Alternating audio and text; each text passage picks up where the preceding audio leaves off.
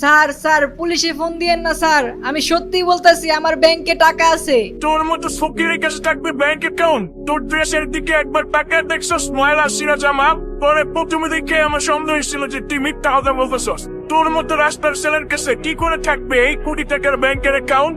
এই ব্যাংকে শুধু বড়লোকদের অ্যাকাউন্ট থাকে।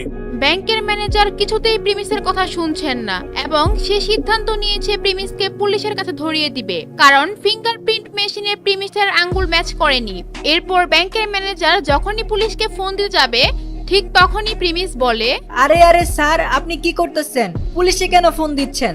স্যার এমন তো হইতে পারে আমি ভুল আঙ্গুল দিছি, ডান হাতের আঙ্গুলটা কাজ করতেছে না, বাম হাতেরটা তো কাজ করতেও পারে। স্যার প্লিজ আপনি আমাকে আরেকটা সুযোগ দিন।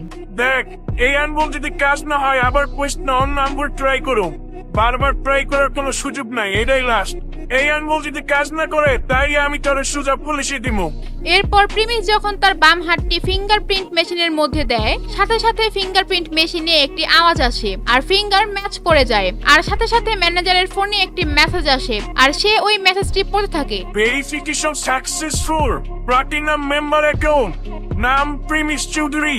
প্রিমিসের অ্যাকাউন্ট দেখে কাস্টমার ম্যানেজার একেবারে শক খেয়ে যায় আর ফিঙ্গারপ্রিন্ট অ্যাপ্রুভ হওয়ায় প্রিমিসের মুখে হাসি চলে আসে এবং ম্যানেজারের দিকে রাগের নজরে তাকায় আর মনে করতে থাকে একটু আগে তাকে কত কথা শোনালো, তাকে কত অপমান করলো। তারপর ম্যানেজার প্রিমিসকে বলে, প্রিমিস চৌধুরী স্যার, আমার ভুল হয়েছে, আমাকে মাফ করবেন। আমি বুঝতে পারি নাই স্যার, আমি এই ব্রাঞ্চে নতুন আসছি, আমি আপনাকে চিনতে পারি নাই স্যার, আমাকে মাফ করবেন।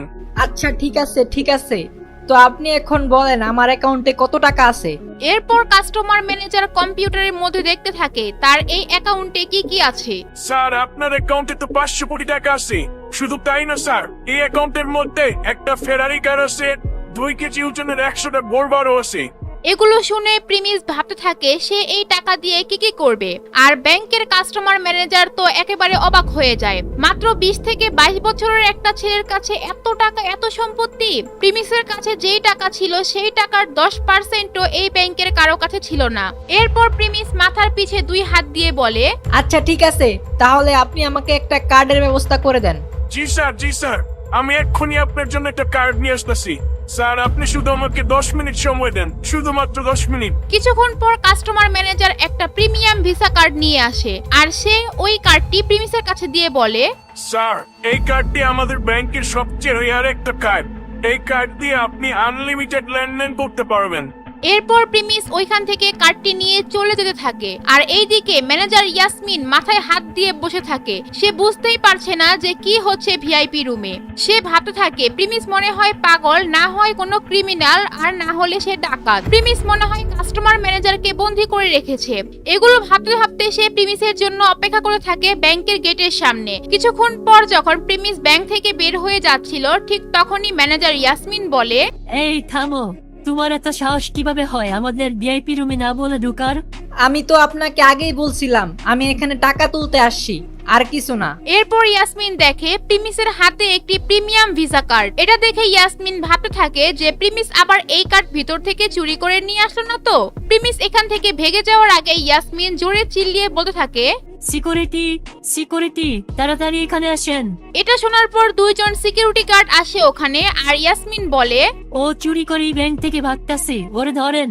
এরপর সিকিউরিটি গার্ড 2 জন প্রিমিসের দিকে বন্দুক তাক করে দাঁড়িয়ে থাকে আর ইয়াসমিন ভাবতে থাকে প্রিমিস ভিআইপি রুমে ঢুকে কাস্টমার ম্যানেজারকে মেরে কার্ডটি নিল না তো। আর এটা ভাবার সাথে সাথে ইয়াসমিন পুলিশকে ফোন দেয় আর বলে, স্যার স্যার, আমাদের ব্যাংকে চোর ঢুকছে, চোর আমাদের ব্যাংকে ঢুকে আমাদের কাস্টমার ম্যানেজারকে মেরে ফেলছে। এরপর ওইখানে প্রিমিসের হাত বেঁধে মাটিতে বসিয়ে তার মাথার উপর বন্দুক তাক করে ধরে রাখা হয়। আশেপাশে ব্যাংকের মানুষ ওইখানে ভিড় জমায়। ব্যাংকের কাস্টমার ম্যানেজার সিসি ক্যামেরায় ভিড় দেখে তার রুম থেকে বের হয়ে আসে আর জিজ্ঞেস করে, এই এখানে কি হইতেছে, এত ভিড় কেন? স্যার আপনি বাইচা আছেন? আরে আমি এত তাড়াতাড়ি মরতে যাবো কেন? আর তুমি এখানে কি তামসা শুরু করছো? কি হয়েছে এখানে? এরপর কাস্টমার ম্যানেজার একটু সামনে যেয়ে দেখে প্রিমিসকে বন্দী করে রাখা হয়েছে। আরে কে করছে এই কাজ? প্রিমিস চৌধুরী স্যার কি বন্দি করছে কে? Chowdhury sir, we are very sorry. ওনারা হয়তো বুঝতে পারে নাই, ওদের পক্ষ থেকে আমি মাপ চাচ্ছি। আপনি জানতে চাইছিলেন না কে এই কাজ করছে? এই যে এই মেয়ে কাজ করছে। শুধু তাই না, উনি আমাকে বলছে আমি নাকি কার চুরি করছি। এরপর উনি পুলিশেও ফোন দিছে আমি নাকি আপনাকে খুন করছি। উনি আমাকে ক্রিমিনাল আর চোর ভাবছে। ইয়াসমিন একদম ভয় পেয়ে যায় আর মাথা নিচু করে ফেলে। আর এটা দেখে কাস্টমার ম্যানেজার বলে, ইয়াসমিন, এখন যা শুনলাম এগুলা কি সত্যি নাকি? তুমি কে কাজ করছো? স্যার আমি আসলে বুঝতে পারি নাই, এখানে আসলে একটা বড় মিসআন্ডারস্ট্যান্ডিং হয়েছে। উনি জোর করে আপনার রুমে ঢুকে পড়ে, তাই আমি ভাবছি হয়তো উনি আপনাকে জোর করে কাট বানাইছে, পরে আপনাকে মেরে ফেলছে। কাস্টমার ম্যানেজার এটা শোনার পর ভাবতে থাকে সে নিজেই তো প্রিমিসকে চিনতে ভুল করেছে, ইয়াসমিনই বা কিভাবে তাকে চিনবে। তারপর ম্যানেজার ইয়াসমিনকে নিয়ে এক কোণায় যায় আর বলে, তুমি জানো ইনি কে? ইনি হচ্ছে চৌধুরী পরিবার ছেলে। তুমি তো জানোই চৌধুরী ইন্ডাস্ট্রির কত লেনদেন হয় আমাদের এই ব্যাংকে। ওনাদের যে সম্পত্তি আছে চাইলে আমাদের সমস্ত ব্যাংকের শাখা কিনে নিতে পারে। তুমি জলদি পুলিশে ফোন দিয়ে বলো যে তোমার ভুল হয়েছে আর প্রিমিস চৌধুরীর কাছে ক্ষমা চাও। আমি জানি না তোমার চাকরি আমি বাঁচাতে পারবো কিনা। এরপর ইয়াসমিন পুলিশকে ফোন দিয়ে বলে যে তার ভুল হয়েছে আর সে প্রিমিসের কাছে যায় আর বলে, স্যার আমার ভুল হয়েছে, আমি বুঝতে পারি নাই। স্যার আপনি তো জানেন এটা কত বড় একটা ব্যাংক, এখানে সিকিউরিটির একটা ব্যাপার আছে। আমি একটু বেশি আন্দাজ করে ফেলছিলাম। সরি স্যার, আমাকে মাফ করবেন। আচ্ছা ঠিক আছে, ইটস ওকে।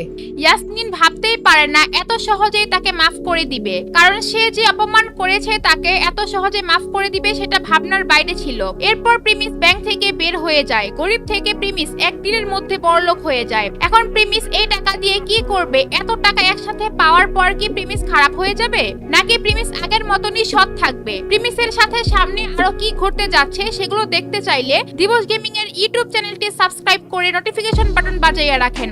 আর